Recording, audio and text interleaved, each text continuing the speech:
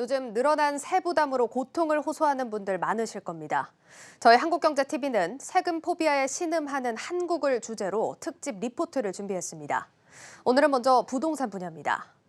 공시가 9억 원 이상 주택 소유자에 부과되는 종합부동산세와 재산세 부담이 올해부터 크게 오를 전망입니다. 집값이 크게 오른 상황에서 정부의 공시가격 현실화 조치가 더해졌기 때문입니다. 과세 정당성에 대한 의구심부터 부작용에 대한 우려까지 논란이 커지고 있습니다. 전효성 기자입니다. 강남구 은마아파트에 거주 중인 60대 A씨.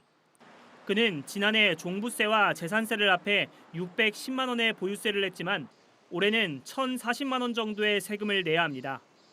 서울의 공동주택 공시가격이 크게 오르며 1년 만에 세부담이 60% 이상 높아진 겁니다.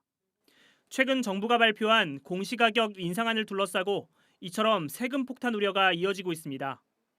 전국의 공동주택 공시가격은 올해에만 19% 오를 예정인데 이는 노무현 정부인 지난 2007년 이후 14년 만의 최고폭입니다. 고가주택 척도인 종부세 대상 주택은 지난해보다 70% 늘어납니다. 서울은 아파트 4채 중 1채가 종부세 부과 대상이 됩니다. 이로써 정부가 더 걷어들일 세금은 약 3,600억 원으로 추산됩니다.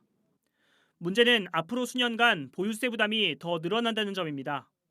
보유세는 공시가격의 공정 시장가액 비율을 합쳐 산출되는데 정부는 이 둘을 모두 올리겠다는 계획을 세워뒀기 때문입니다. 향후 수년간 집값이 오르지 않거나 소폭 떨어진다 해도 보유세는 더 늘어날 수밖에 없는 구조입니다. 실제 한 보고서에 따르면 올해 166만 원 수준인 서울 아파트의 평균 보유세는 5년 뒤 1,092만 원까지 오를 전망입니다. 문재인 정부에서 서울 아파트값 17% 올랐다고 저희한테 답변을 주셨어요. 그런데 공시가는 올해에만 19.9%가 올랐다면 그러면 현실화율이 아주 더 높아져야 되는데 또 현실화율은 1%밖에 안 올랐다고 또 정부가 밝히고 있거든요. 불려진 또 가짜 부동산 통계를 제시하면서 세금만 올리려고 하는 거 아니냐. 그렇다면 과연 보유세 인상이 집값 안정 효과를 거둘 수는 있을까?